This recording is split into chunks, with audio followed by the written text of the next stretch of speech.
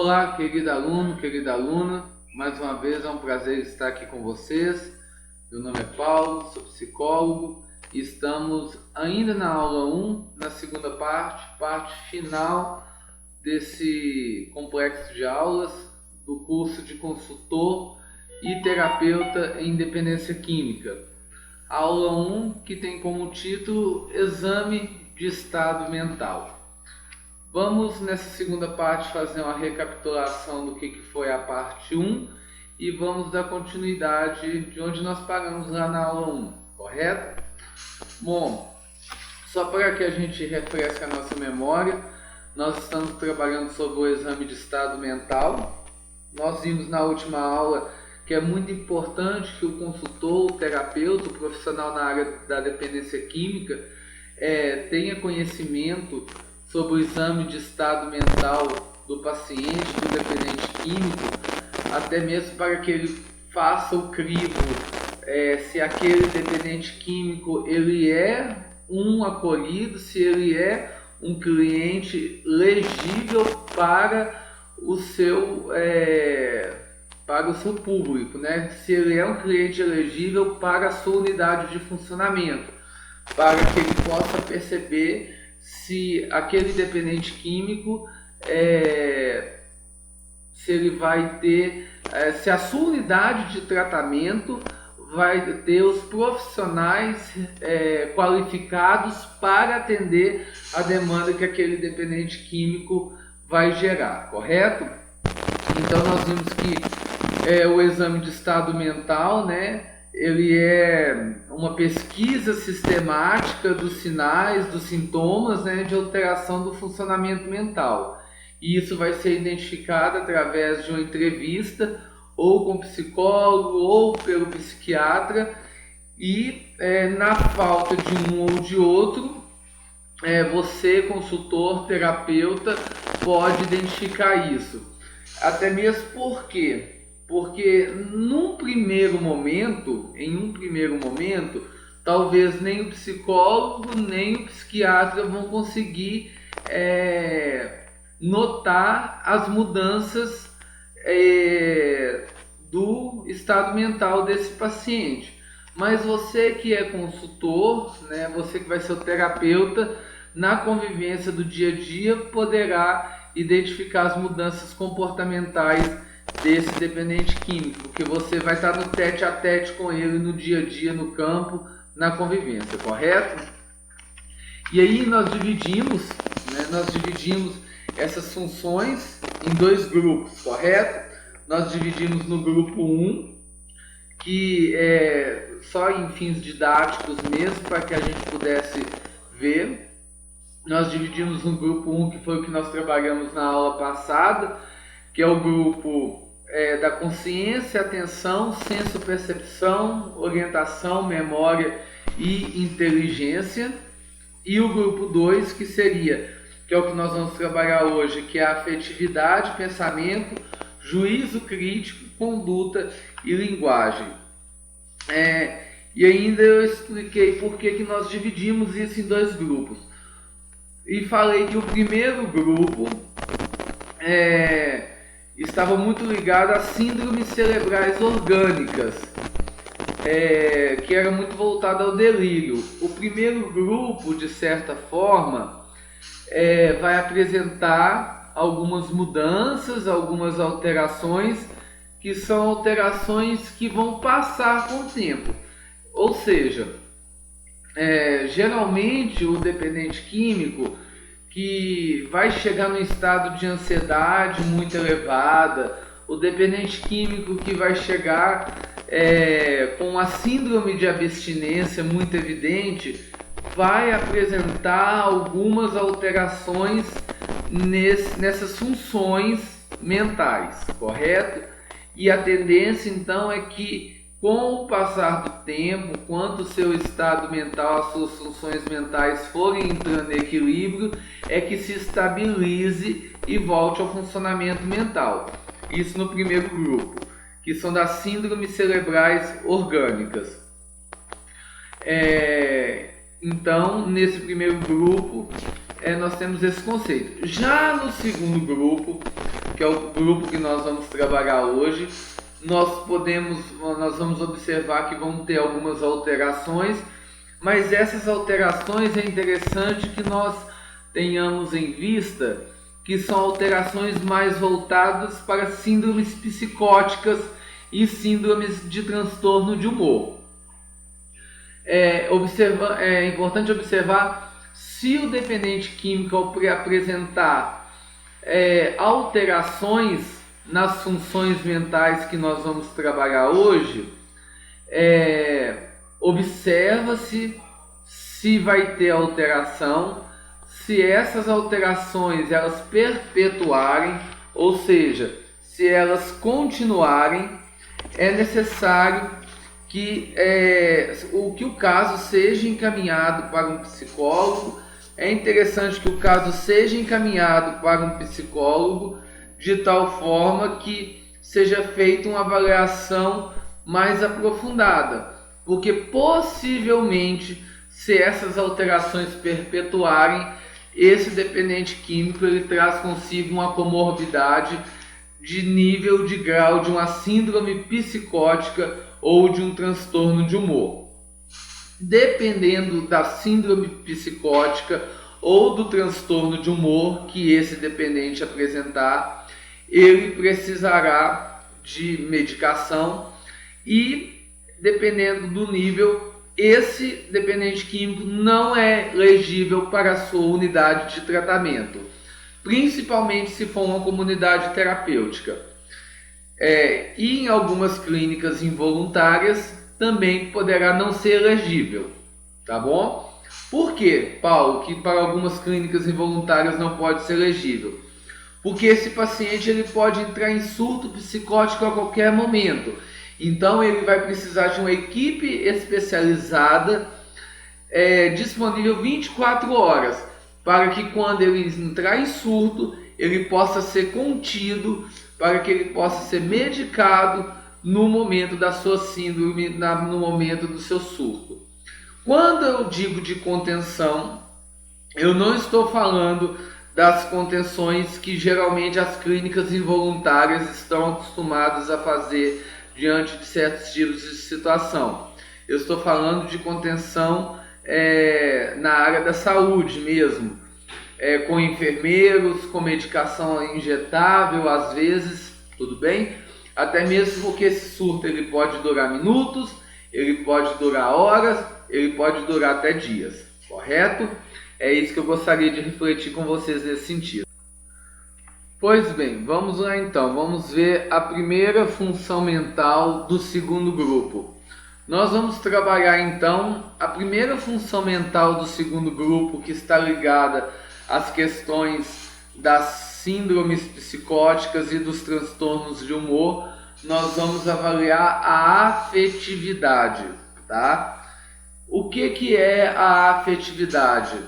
A afetividade é a experiência imediata e subjetiva das emoções sentidas pelo paciente em relação ao que o cerca, abrangendo, gente, desde sentimentos em relação a pessoas, ao ambiente, até lembranças de fatos, situações ou pessoas do passado, bem como expectativas sobre o futuro.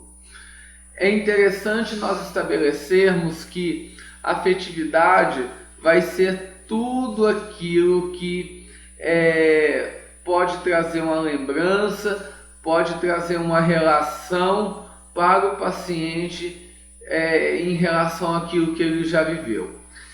E aí vale a pena nós levantarmos uma situação muito interessante nesse contexto, que hoje em dia nós conseguimos entender que o dependente químico ele consegue estabelecer uma relação afetiva com a droga, uma vez que a experiência imediata e subjetiva das emoções sentidas pelo paciente em relação ao que cerca, a droga traz essa experiência imediata e subjetiva porque ele preenche algo com ela. Logo, existem alterações. Olhem para vocês verem quais são as alterações: ansiedade, medo e tensão, labilidade afetiva, indiferença e afeto deprimido. Já vamos parar e vamos pensar. A droga já não traz ansiedade?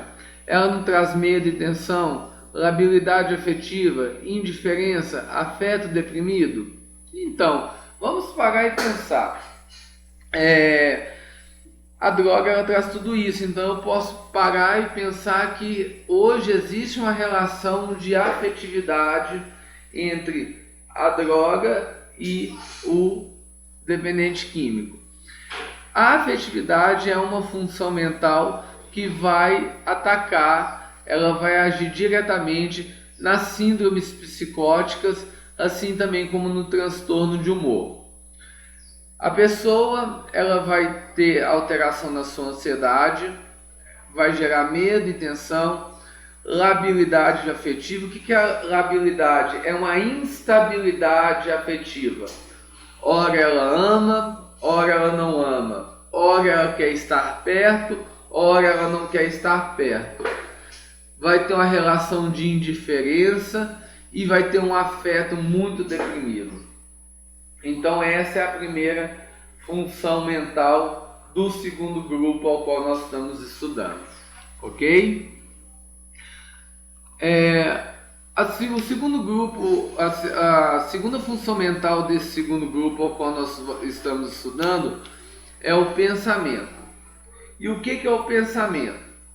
Pensamento é o conjunto de funções integrativas capazes de associar conhecimentos novos e antigos, integrar estímulos externos e internos, analisar, abstrair, julgar, sintetizar e criar. Quais que são as alterações que podem ter no pensamento? Nós vamos ter uma alteração de produção, ilógica ou mágica. Nós vamos ver que a pessoa, quando estiver com uma alteração no pensamento, nós vamos ter um pensamento ilógico, ele não vai conseguir ter uma coerência no seu pensamento, ou vai ter um pensamento mágico, de algo que não é real. Você vai ver que a sua linha de raciocínio, ela não vai ser lógica, ela vai literalmente viver no fantástico mundo de Bob. A sua linha de raciocínio não vai ser lógica, vai ser algo fantasioso. Você vai ver que a pessoa fantasia o tempo todo. Nós vamos ver também que dentro da linha das funções mentais do pensamento, ele vai ter uma alteração no curso do pensamento. O pensamento muito lento, pode estar com o pensamento também muito acelerado, ou vai ter um processo de fuga das ideias. Ele não vai conseguir completar uma linha de raciocínio. Ele vai começar a conversar, de repente ele esquece o que fala, depois ele já pula para um outro assunto, depois ele vai falar assim, nossa, esqueci o que eu estava falando. E é interessante a gente entender, porque muitas das características da hipótese diagnóstica de uma síndrome, por exemplo, psicótica, elas vão se caracterizar com outras síndromes. Por exemplo, o TDAH, que é o déficit de hiperatividade, nós vamos ver que o TDAH ele não consegue completar muitas das vezes uma linha de raciocínio, porque ele pensa em várias coisas ao mesmo tempo. Então ele começa a completar uma linha de raciocínio com você, de repente ele esquece o que ele está falando. É uma característica também de alguma pessoa que tem uma síndrome psicótica. Porém, o TDAH não vai ser uma síndrome psicótica, correto? É a mesma coisa. A pessoa está com o olho vermelho, significa que ela está fumando maconha, por exemplo? Não. Então nós temos que tomar muito cuidado, principalmente vocês, futuros consultores, terapeutas, para vocês não pegarem diagnósticos de síndromes psicóticas e encarnarem esses diagnósticos como sendo de uma síndrome psicótica ou de outras coisas. Eu não posso pegar um diagnóstico de uma síndrome psicótica e encarnar como sendo diagnóstico de outras situações, tá? Até mesmo para me fechar um diagnóstico, eu preciso de uma série de fatores, um conjunto de situações para fechar o diagnóstico. E outra coisa, você consultor, você terapeuta, você não é habilitado para dar diagnóstico. Quem dá diagnóstico é o psicólogo mais o psiquiatra. Nem o psicólogo em si, ele está, não é que ele não esteja habilitado. A função do psicólogo não é, primeiramente, a priori do psicólogo não é ficar tarjando o paciente como um diagnóstico, tá? Mas ele é habilitado para isso. Mas você, consultor terapeuta, não pode ficar dando diagnóstico porque você não tem aval para isso, tudo bem? Uma outra alteração que nós vamos ver dentro da linha do pensamento é a mudança, alterações de conteúdo. Nós vamos ver que a pessoa ela vai ter delírios ou ideias delirantes, né? Eu estou com um paciente numa clínica que ele está delirando o tempo todo. Já tem uns 7 dias que ele está em estado de delírio. Ele levanta, ele fala que ele acaba de acordar, ele arruma as coisas dele e fala assim: eu tenho que trocar de roupa porque eu vou pegar o Uber porque minha noiva está me esperando para casar. Bom, a noiva dele está esperando ele para casar? Não, nem noiva ele tem, nem casamento existe. Mas nós vemos que dentro do pensamento dele ele está delirante. Agora preste atenção, que da mesma forma que nesse grupo nós temos a ideia de delírio, ou seja, o conteúdo do pensamento dele está delirante, nós vamos ver aqui atrás, vamos voltar, que lá nas funções antigas, da primeira aula, se eu não me engano, vamos voltar aqui na primeira aula, nós vamos dizer que o primeiro grupo ele é da ideia de delírio, né? Nós vamos ver que lá no primeiro grupo, nas funções mentais, na sensopercepção, que designa a capacidade de perceber ou interpretar os estímulos que se apresentam aos órgãos do sentido. Os estímulos eles podem ser auditivos, visuais, olfativos, táteis ou gustativos. Nós vamos ter uma alteração ou alucinação, ou até mesmo ilusões. Tem diagnósticos ou alterações que lá do primeiro grupo que vão ser semelhantes ao segundo grupo. Então, para que eu não me perca e possa tentar fechar um diagnóstico daquilo que a pessoa está vivendo, eu não posso pegar apenas uma característica. Eu tenho que pegar um conjunto de características para entender em qual quadro que essa pessoa está. Bacana? Bom, voltando aqui então, passei demais. Essas são as alterações que podem ter no grupo das funções mentais do pensamento. Deu para entender também então o que é o pensamento, que é o conjunto de funções integrativas capaz de associar conhecimentos novos e antigos, integrar estímulos externos e internos. O que é integrar os estímulos internos e externos e internos? Eu consigo captar através da minha percepção aquilo que está acontecendo em minha volta. Quando eu capto isso,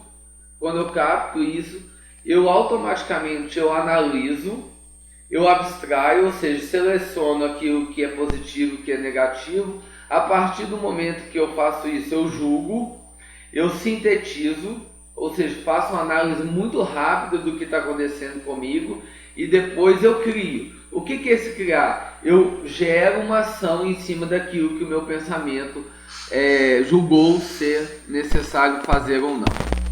Vamos passar para frente. Se eu não me engano, essa é uma das últimas funções do segundo grupo. Juízo crítico. O que é o juízo crítico? É a capacidade para perceber, avaliar adequadamente a realização externa e separá-las do aspecto do mundo interno ou subjetivo. E aí nós vamos ter aqui o que a gente chama de insight, né? O que é o insight? O insight é uma forma mais complexa de juízo. Vamos lá. Quais são as alterações que nós podemos ter no juízo crítico? No juízo crítico, nós vamos ter algumas alterações. Falar coisas inapropriadas, ser inconveniente, a pessoa geralmente já vai gastar mais do que pode, ela pode não medir as consequências, ela pode não dar conta da gravidade da sua doença e ela pode não conhecer as suas limitações. Dentro da estrutura neurofuncional, Freud dizia que o nosso sistema neurocerebral ele funciona com base em 3 funções: id, ego e superego. O id é aquela parte do impulso, é onde nós agimos sem pensar, é a parte impulsiva do nosso cérebro. Ego é a parte do equilíbrio. E existe uma parte que se chama superego. O superego é o nosso juiz, é o nosso acusador, é onde fica armazenada isso aqui que nós estamos chamando de juízo crítico. Por isso que se fala que é a capacidade para perceber e avaliar adequadamente a realização externa. Então, quando eu avalio adequadamente a realidade externa, eu tenho a capacidade de julgar se aquilo é positivo ou não para me fazer. O juízo crítico, então, em suma, é o que? É o meu freio. É aquilo que vai determinar se eu vou fazer ou se eu não vou fazer. Quando o meu juízo crítico está afetado, eu não vou ter freio na língua, por isso eu vou falar coisas inapropriadas, em lugares errados, com pessoas erradas. Eu vou ser inconveniente porque o meu juízo crítico já não está funcionando. Eu vou gastar mais do que eu posso porque o meu juízo crítico não vai ter aquele sinalzinho lá na frente que vai falar assim: olha, economiza, porque você tem que pagar uma conta de água. Então eu não vou conseguir pensar nessas coisas. O paciente com o juízo crítico afetado, ele não vai medir as consequências daquilo que ele fala. E assim por diante. Dentro de uma estrutura psicológica, nós vamos entender que geralmente as pessoas com algum grau de psicopatia ou até mesmo de perversão, elas não vão ter o seu juízo crítico funcionando de uma forma funcional. Se a gente parar para pensar, nós no momento de abstinência ou no momento de fissura, dentro do uso da substância, o nosso juízo crítico é afetado. Por quê? Em prol do uso da droga, em prol do uso da substância, principalmente quando nós estamos sob o efeito do álcool, a gente é inconveniente, nós somos inconvenientes, a gente fala coisas inapropriadas, gastamos mais do que podemos, nós não medimos as consequências, nós não conhecemos a limitação, né? A gente não se dá conta da nossa doença, enfim, para e pensa, dentro do uso da substância, nós não temos juízo crítico, ou seja, nós adotamos características da psicopatia. Mas, a partir do momento que eu abstraio a droga, o ideal é que esse juízo crítico ele volte a funcionar. Mas, se eu ao retirar a substância, o meu juízo crítico ele não volte a funcionar de uma forma funcional, possivelmente eu possa ter desenvolvido alguma patologia de ordem psíquica e que precisa de uma atenção especial, né? Então você, consultor, terapeuta, profissional da área da dependência química, você precisa avaliar esses sintomas aí junto com o seu acolhido, tá bom? O que é insight? Insight é uma forma mais complexa de juízo. Insight é o discernimento que você tem. Diante de uma situação, você tem um insight, ou seja, você tem um discernimento rápido daquilo que você tem que fazer. Bacana? Por que é um discernimento rápido? É porque o nosso cérebro ele já é armazenado de informações daquilo que se pode e daquilo que não se pode. Então, diante de uma situação relâmpago, você já tem um insight de uma resposta. É meio que um bate e volta. É como se fosse alguém chegasse perto de mim e falasse assim: Paulo, fuma esse baseado. Como o meu juízo crítico ele está em dia, como o meu juízo crítico ele está bem reforçado, automaticamente quando a pessoa vira para mim e fala assim, fumo baseado, rapidamente eu tenho um insight, não posso fumar baseado, e naquele momento eu já nego. Quando o meu juízo crítico ele está rebaixado, o que vai estar em alta é o meu id, que é o meu impulso, eu não consigo dizer não para aquela substância. Daí a necessidade de você, consultor, terapeuta, trabalhar muito o juízo crítico do seu paciente. Paulo, como eu trabalho o juízo crítico do meu paciente? Com disciplina, com limite, incentivando ele através da espiritualidade, através dos grupos de autoajuda que são reforçadores morais, que vai ativar o juízo crítico, beleza? Vamos lá para o próximo. A próxima função mental que nós temos é a penúltima do segundo grupo, é a conduta. O que é uma conduta? A conduta são os comportamentos observáveis do indivíduo. O seu comportamento motor, as atitudes, os atos, os gestos que ele tem, os tiques, os impulsos, as verbalizações e etc. Ou seja, a conduta é como que aquele ser humano se comporta no meio ao qual ele está convivendo. Quais que são as alterações que a pessoa pode ter dentro do funcionamento mental que é a conduta? Você, consultor, terapeuta, vai ter que observar 4 situações. Primeiro, inquietação, agitação ou retardo. Aquela pessoa ela fica muito inquieta? Ela está muito inquieta? Ela está agitada? Ou ela está letárgica, agindo meio que retardadamente? Quando a gente usa o termo retardado, não é retardado mental que eu estou dizendo, não. Eu estou falando nas suas questões motoras mesmo, e retardado até no sentido de pensamento. Por exemplo, eu faço uma pergunta para a pessoa e a pessoa ela demora a assimilar as ideias até responder. Bacana? Aí a gente pede também se a pessoa tem um comportamento catatônico. O que é um comportamento catatônico? É uma forma de esquizofrenia, pela alternância de períodos de passividade e excitação repentina. Ou seja, o que é um comportamento catatônico? Ora, ele está passivo, ora ele está excitado. E esses períodos oscilam. É o que eu digo, é um paciente que tem horários de pico. O que são comportamentos catatônicos então? Ora, ele está naquela vibe. De repente ele está elétrico, ele está fazendo tudo. É como se ele quisesse compensar o tempo que ele ficou parado, tudo de uma vez. Se esse paciente ele tem esse tipo de comportamento, ele está tendo alteração da conduta, tá bom? Perceber muito se ele está tendo risos imotivados, né? O que são risos imotivados? Se ele está rindo de coisas à toa, do nada você olha para essa pessoa, ela está rindo.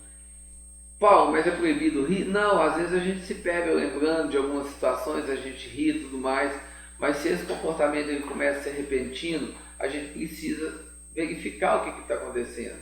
Possivelmente essa pessoa ela desenvolveu ou está desenvolvendo uma esquizofrenia. Então isso precisa ser observado. E também observar na conduta dessa pessoa se há algum motivo de tentativa de suicídio ou de autoextermínio, fale você como quiser, ou até mesmo, eu não coloquei alterações aí, se essa pessoa ela anda se mutilando, né, se cortando. É importante a gente ter esse tipo de percepção, tá bom? Diante da sua conduta. E por fim, se eu não me engano é o fim mesmo da nossa aula, nós vamos falar sobre a linguagem, tá? O que é a linguagem? Linguagem é a maneira como a pessoa se comunica, verbal ou não verbalmente, envolvendo gesto, olhar, expressão facial ou por escrito, tá? As pessoas se comunicam de diversas formas. A linguagem não é só a forma como a pessoa se expressa, ela se comunica pelo olhar, pelo comportamento, pela sua postura, como que essa pessoa está se comportando. Nós vamos ver dentro da psicopatologia que dentro dos graus de psicose e até mesmo de perversão, as pessoas elas têm comportamentos, vamos voltar lá na conduta, e até mesmo na forma de se expressar, que através da linguagem, se ela desenvolver algum tipo de psicopatia ou se ela está num grau de transtorno de humor, ela vai ter comportamentos e linguagens específicas. Por exemplo, nós vamos ver a disartria. O que é a disartria? É uma dificuldade na articulação da palavra. Ela não consegue falar de uma forma funcional. Então ela vai ter dificuldade na articulação da palavra. Para você ter uma ideia do que seria essa dificuldade na articulação da palavra, Vamos pegar como exemplo uma pessoa que está com medicação de contenção do lado de fora de uma clínica ou de uma CT, ou de uma comunidade terapêutica. Geralmente os psiquiatras eles pesam um pouco a mão na medicação. Por quê? Porque a pessoa não está sob um regime de internação, ela não está sob um regime de um ambiente protegido, então o psiquiatra vai lá e pesa a mão na medicação. E aí você começa a perceber que a pessoa ela fala embolada, ela tem dificuldade de falar, quando ela vai falar ela gagueja, né? Ela tem dificuldade de se expressar. Então, e uma coisa é a pessoa ter esse comportamento quando está com a droga. Outra coisa é ela emitir esse tipo de comportamento sem estar com a droga. Se retirou a droga e ela está dessa forma, eu preciso entender se a pessoa desenvolveu uma comorbidade, ou talvez até trocar uma ideia com o médico da unidade, porque essa pessoa ela pode estar impregnada de medicação, ela pode estar em estado letárgico. Talvez se descer um pouco a mão na medicação, essa pessoa melhora. Uma outra situação que pode ter alteração na função da linguagem é também a bradilália, a taquilália e a escolália, que é o que eu vou explicar para vocês agora. A bradilália, ela é o quê? É uma lentidão anormal da fala, tá? A pessoa ela vai falando assim, ela tem uma dificuldade de falar e ela vai falando bem arrastado. Por que essa pessoa vai falando bem arrastado? Pode ser por dois motivos, tá bom, gente? Primeiro porque pode ter uma lesão no centro cerebral da linguagem. Então pode ser através de um acidente que essa pessoa teve, ou também uma lentidão da fala que ocorre por certas doenças depressivas. A depressão, que pode ter sido desenvolvida devido ao uso de álcool ou droga ou não, tá? Pode provocar essa lentidão na fala. E aí, volto a dizer, precisa se rever a questão da medicação, né? Porque a medicação às vezes pode causar essa lentidão, tá? Então a bradilália ela é essa lentidão na fala que pode ser causada por uma lesão no cérebro ou por causa de algum período de depressão que essa pessoa viveu e ficou isso afixado, beleza? Outra alteração é a taquilália. O que é a taquilália? Ela é caracterizada por uma taxa de articulação elevada, suficientemente intensa. A pessoa que ela tem a taquilália, ela fala muito rápido, não dá para entender as coisas, porque da mesma forma que ela está falando do início, ela está falando do fim, e ela vai falando embolada, e de repente ela começa a gaguejar, e você não consegue acompanhar a fala daquela pessoa. Você consegue pegar um tempo aqui, uma frase ali, e depois você vai juntando um quebra-cabeça, até você conseguir fazer a conexão das suas falas. Então, a taquilália, ela vai ser caracterizada por uma pessoa que fala muito rápido. E por último nós temos a ecolalia. O que é a ecolalia? A ecolalia é uma repetição de palavras. Então, é um uso apropriado de frases memorizadas. Paulo, como assim repetir palavras? É o que eu vou explicar agora para vocês. É um uso apropriado de frases memorizadas. A pessoa ela ouve uma frase, ela memoriza para um propósito real. Por exemplo, só para vocês entenderem. Uma criança ela ouve uma frase na televisão, por exemplo assim, como tem leite.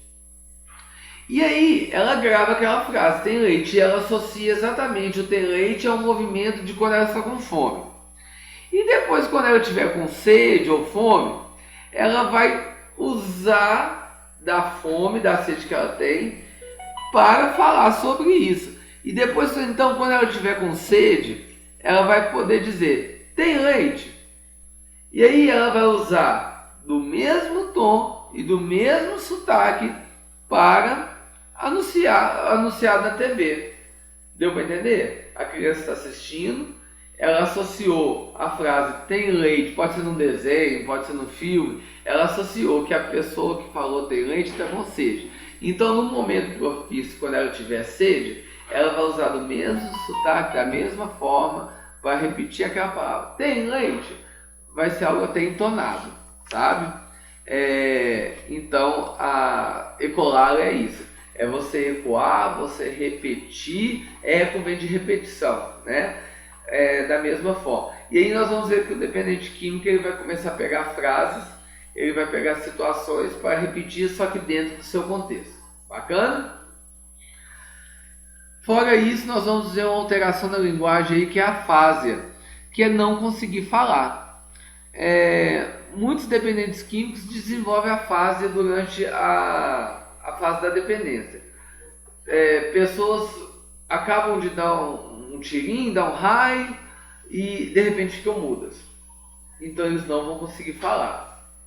E também tem a logorreia, que é não parar de falar. Outros já usam a substância e disparam a falar. Até então tudo bem você ter uma afásia ou uma logorreia durante o uso da substância. O problema é quando se tirar a substância e você continuar com a afasia ou com a logorreia. Bacana?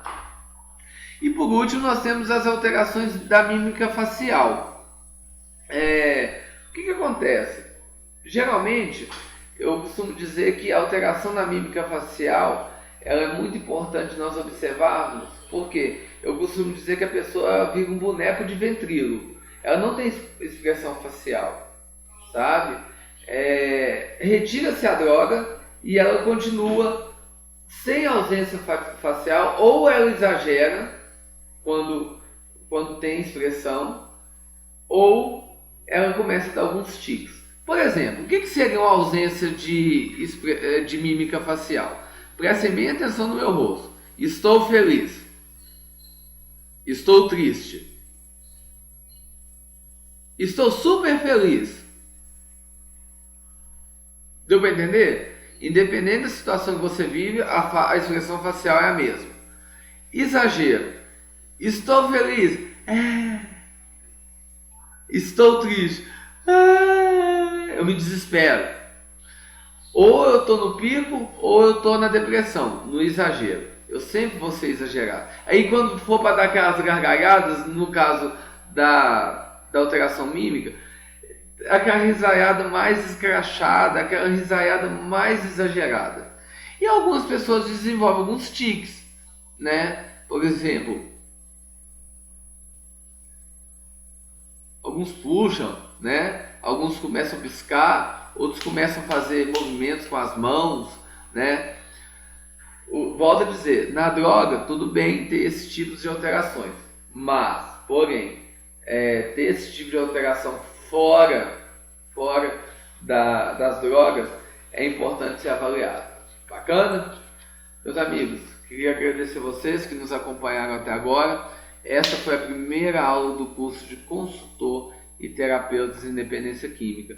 Na semana que vem nós vamos ter a nossa segunda aula. A professora vai ser a Flávia Beatriz, enfermeira pós-graduada em dependência química, que vai estar aqui conversando com a gente, tá bom?